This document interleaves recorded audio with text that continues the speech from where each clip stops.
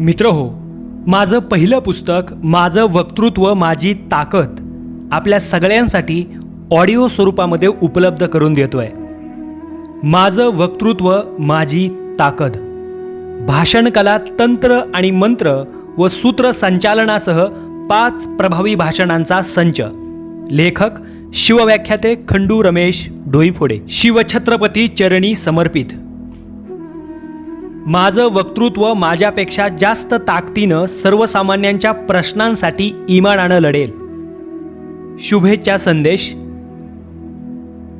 मित्रांनो, व्यासपीठावर जाऊन भाषण करायचं म्हटलं की भल्या भल्यांना घाम फुटतो. खरं तर हीच भीती दूर व्हावी व युवा वक्त्यांनी पुढं यावं आणि बेधडक बोलावं, हाच आमच्या मित्राचा प्रामाणिक प्रयत्न आहे. वक्ता होण्यासाठी कुठल्या जादूची गरज नसते. तुमची वक्तृत्वाविषयी असणारी आवड, तुमचं धाडस व रोजचा असणारा तुमचा सराव हा तुम्हाला वक्तृत्वाच्या उंच शिखरावर नेऊन ठेवेल, याविषयी माझ्या मनामध्ये तीळ मात्र शंका नाही. हे पुस्तक तुमच्या आयुष्यात एक नवीन सकाळ घेऊन येईल अशी मला आशा आहे. या पुस्तकाच्या निमित्तानं का होईना तुमच्यातला वक्ता जागा झाल्याशिवाय राहणार नाही असं मला वाटतं. माझे मित्र खंडू डोईफोडे हे जे काही करतात ते नावान्याजोगेच करतात. त्यांनी पुस्तक लिहावं व आम्ही वाचावं हीच भावना आमच्यासाठी खूप काही आहे.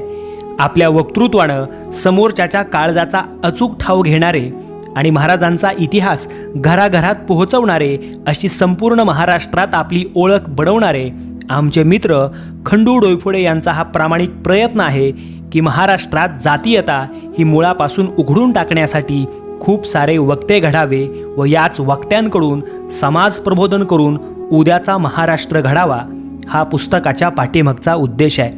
खंडू सरांनी हे काम अविरतपणे पुढे चालू ठेवावे हीच माफक अपेक्षा व्यक्त करतो आणि पुढील वाटचालीस मनापासून शुभेच्छा देतो.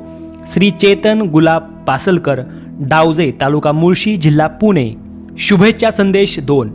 वक्तृत्व आणि शिवविचार यांची सांगड कशी घालावी.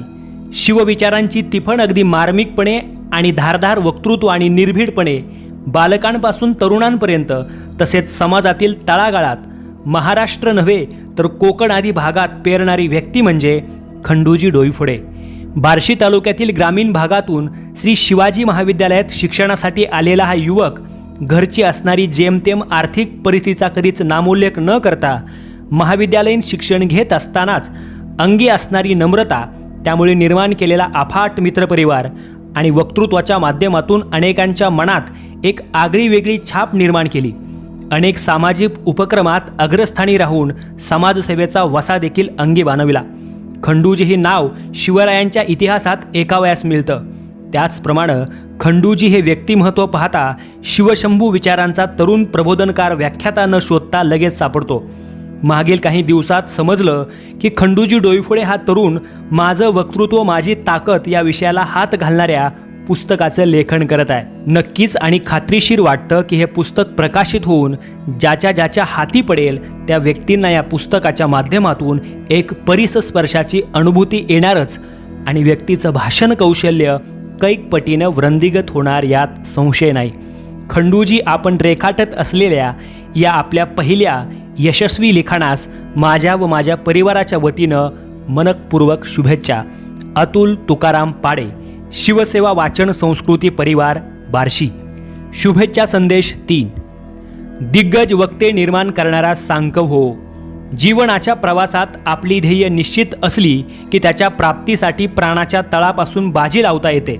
आपले वर्चस्व उधळून ध्येयाच्या दिशेनं वाटचाल करणाऱ्यांना आयुष्यात नक्कीच आपणाला जे हवं असतं, जिथपर्यंत पोहोचवायचं असतं तिथपर्यंत पोहोचण्यापासून नियतीही रोखू शकत नाही. आपल्या भोवताली असणारी ही माणसं ही अशा दुर्दम्य इच्छाशक्तीनं आपणाला हवे ते प्राप्त करून घेण्यास माहीर असतात.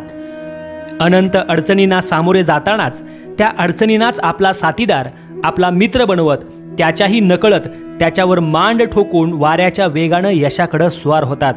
अशी माणसं काळालाही लाजवतील असं कार्य थोड्याच काळात करून दाखवतात.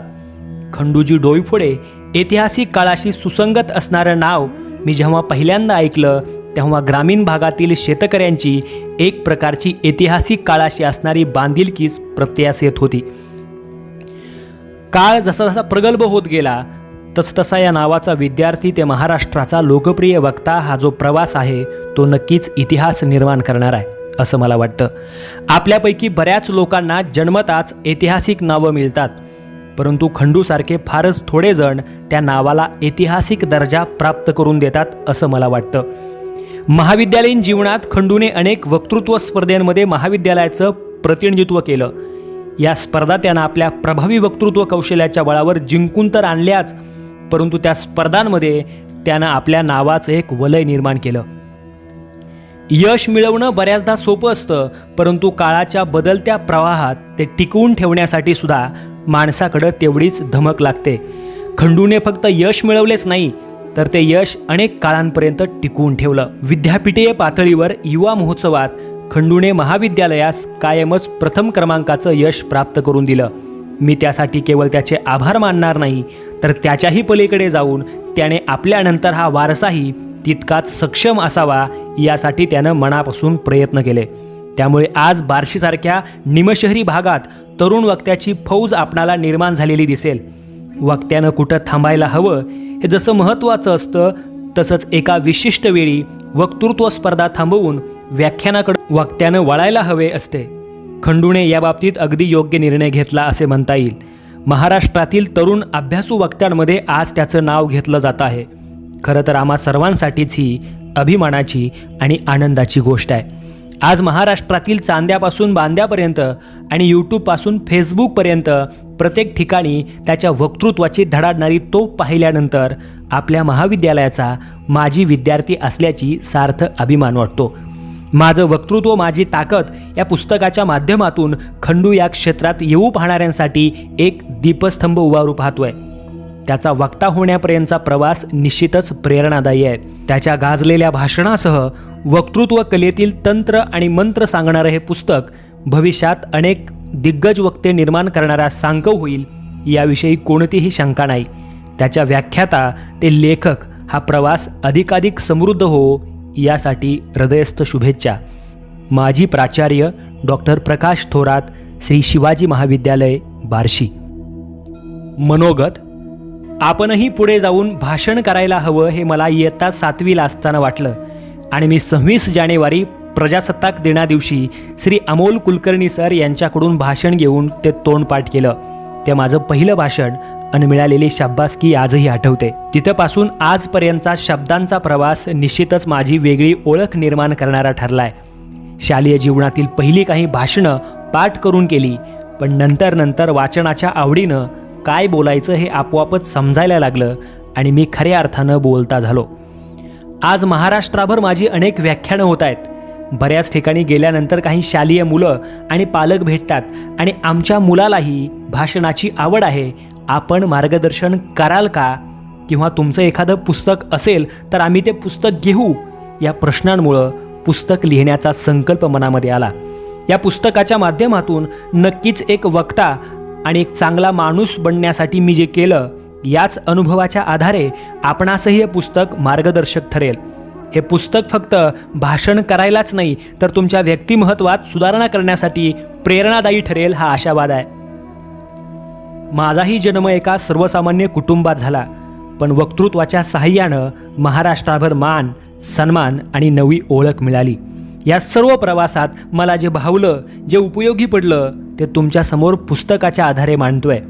बाजारात वक्तृत्व या विषयावर अनेक पुस्तके आहेत, त्यातील बरीच पुस्तके उपयुक्त आहेत. माझं हे पुस्तकही निश्चितच उपयुक्त पुस्तकांच्या यादीत जागा घेईल असं मला मनापासून वाटतं. खरं तर एक लेखक म्हणून माझं हे पहिलं पुस्तक आहे. आजपर्यंत तुम्ही माझी भाषणं ऐकली असतील, आता हे पुस्तक वाचून आणि अभ्यासून तुम्हीही जेव्हा बोलायला शिकाल, सभा जिंकाल, वक्तृत्व स्पर्धेत नंबर मिळवाल, तेव्हाच हे पुस्तक खऱ्या अर्थानं सार्थकी लागलं असं मी समजेन. तुम्ही नक्कीच आपले विचार, शब्द वक्तृत्वाच्या माध्यमातून समाजापर्यंत पोहोचवण्यात यशस्वी व्हाल याच शुभेच्छांसह एकच सांगतो, आईचं मुलावर जेवढं प्रेम असतं, संगीतकाराचं संगीतावर जेवढं प्रेम असतं, तेवढंच प्रेम वक्त्याला शब्दावर करता यायला हवं. मग तुम्ही आयुष्याच्याही परीक्षेत नक्कीच जिंकाल. अनेकदा तरुण मुले, विद्यार्थी मला भेटतात आणि म्हणतात की सर, मला पण बोलायला शिकायचं आहे. खरं तर या प्रश्नाचं उत्तर मी गमतीनं असं द्यायचो की बोलायला तर तू लहान असतानाच शिकलास. यापुढं जाऊन मी आता असं म्हणेन की बोलतात तर सगळेच जण, पण काय आणि कसं बोलायचं हे माझ्या पुस्तकातून नक्की शिकाल. शेवटी कविवर्य रामचंद्र एकारे सर यांच्या शब्दात एवढंच, नशिबावर नसतं काही कष्टानं पाऊल टाकावं, नशिबावर नसतं काही कष्टानं पाऊल टाकावं, कर्तृत्वानं व्हावं एवढं उंच की जगानं नकळत वाकावं. चला तर मग शब्दाच्या या जादुई दुनियेत घडण्याच्या प्रवासाला सुरुवात करूयात. आणि माझं वक्तृत्व जसं माझी ताकद म्हणलं तसंच तुमचं वक्तृत्व, तुमचे शब्द तुमची ताकद बनवत या शुभेच्छांसह श्री खंडू रमेश डोईफोडे, मुक्काम पोस्ट 22, तालुका बार्शी, जिल्हा सोलापूर, 413 403, मोबाईल नंबर 90 11 89 77 37 89 99 10 15 54. प्रस्तावना. संतश्रेष्ठ तुकोबाराय म्हणतात, आम्हा घरी धन शब्दांचीच रत्ने, शब्दांचीच शस्त्रे यत्ने करू. शब्द हा शब्द आपल्या जीवनात किती महत्त्वाचा आहे. शब्दानं जग जिंकता येतं तर शब्दानेच दंगलीही पेटतात. शब्द माणूस घडवतात, शब्दच माणूस बिघडवतात, शब्दच वक्तृत्व फुलवतात. माणसाला बोलता येणं खूप गरजेचं आहे. बोलण्यानं खूप फरक पडतो. मग हे बोलणं दोन व्यक्तीमधील असो, कुटुंबात असो, मित्रांमध्ये असो किंवा स्टेजवर एखाद्या कार्यक्रमात असो. आपलं बोलणं म्हणजेच आपलं वक्तृत्व आपल्याला घडवत असतं. वक्तृत्व किंवा भाषणाबद्दल अनेकांच्या मनात एक अनामिक भीती असते, म्हणजे चार चौघात प्रचंड बोलणारा माणूस मंच आणि माईक दिसला की गोंधळून जातो. असं नसतं की त्या व्यक्तीकडं ज्ञान नसतं. चांगला अभ्यास असलेला माणूसही माईक समोर गेला की कच खातो. याची वेगवेगळी कारणं असतात. महाराष्ट्रातला वक्तृत्वाचा बुलंद आवाज अशी ओळख असलेले माझे मित्र खंडू डोईफोडे हे वक्तृत्वासंदर्भात एक खजिना घेऊन येत आहेत. ज्यांना मंचावर बोलण्याची भीती वाटते, आत्मविश्वास कमी पडतो, अशा माणसांसाठी खंडू डोईफोडे यांचं माझं वक्तृत्व माझी ताकद हे पुस्तक महत्त्वाचं ठरणार आहे. खंडू डोईफोडे यांचं हे पुस्तक अनुभवातून प्रसवलेलं अपत्य आहे. कुठल्याही गोष्टीत समृद्धता अनुभवातूनच येत असते. खंडू डोईफोडे यांनी आपल्या शालेय महाविद्यालयीन जीवनापासून ते आत्तापर्यंत शेकडो वक्तृत्व स्पर्धा केल्यात. त्यातल्या अनेक मानाच्या वक्तृत्व स्पर्धांमध्ये अव्वल येत आपला ठसा उमटवलाय. आजवर त्याने शेकडो व्याख्यानं दिली आहेत. यात छत्रपती शिवाजी महाराज, भारतरत्न डॉक्टर बाबासाहेब आंबेडकर, महात्मा फुलेंसारख्या महापुरुषांच्या जीवनचरित्र असो किंवा तरुणाईच्या समोरचं असंख्य प्रश्न असो किंवा आपल्याला भेडसावत असलेल्या अनेक समस्या असो, यावर त्याने महाराष्ट्र आणि महाराष्ट्राच्या बाहेर देखील आपल्या व्याख्यानांच्या माध्यमातून आपल्या वक्तृत्वाची छाप सोडली आहे. माझं वक्तृत्व माझी ताकद खंडू डोईफोडे यांच्या याच अनुभवाची शिदोरी आहे. वक्तृत्वासाठी अर्थातच वाचन हे सर्वात महत्त्वाचं शस्त्र आहे. डोईफोडे यांचं वाचन देखील चौफेर आहे. ते त्यांच्या प्रत्येक व्याख्यानातून दिसून येतंच. वाचनाचा व्यासंग आणि अनुभव याच्या मिलाफातून तयार झालेलं हे पुस्तक वक्तृत्वाची तयारी करण्यासाठी उजळणी ठरेल. डोईफोडे यांनी वक्तृत्वाच्या पायापासून ते कळसापर्यंत जाण्याची सुटसुटीत मांडणी या पुस्तकात केली आहे. यात वाचनाचं महत्त्व, आवाज, उच्चारशास्त्र, देहबोली, पाठांतर, वेळेचं नियोजन, भाषणाची तयारी कशी करावी, आत्मविश्वास, संभाषण कौशल्य, सूत्रसंचालन अशा विविध अंगाने अभ्यासपूर्ण मांडणी केली आहे. सोपी भाषा, अनुभव, उदाहरणं, ऐतिहासिक दाखले यामुळं अजूनच पुस्तक वाचताना भन्नाट वाटतं. खंडू डोईफोडे यांचा संघर्ष खूप मोठा आहे. संघर्षातून बाहेर आलेलं बार्शीचं हे खणखणीत नाणं आहे, ज्यानं बार्शीची एक नवी ओळख तयार केली आहे. वक्तृत्वाची खूप मोठी परंपरा आपल्या देशाला लाभली आहे. त्यातल्या त्यात महाराष्ट्राला अजूनही उज्ज्वल परंपरा आहे. ही परंपरा अजूनच उज्ज्वल करण्यासाठी डोईफोडे यांच्या लेखणीतून प्रसवलेलं हे पहिलं अपत्यरूपी पुस्तक खूप महत्त्वाचं ठरेल, यात शंका नाही. बोलायला तर सगळ्यांनाच येतं, मात्र काय बोलावं, कसं बोलावं याबाबतचं शिक्षण माझं वक्तृत्व माझी ताकद या पुस्तकातून अनेकांना मिळेल अशा खात्रीसह माझे मित्र खंडू डोईफोडे यांना पहिल्या पुस्तकासाठी भरपूर शुभेच्छा. श्री निलेश झालटे, पत्रकार, ABP माझा. आभार.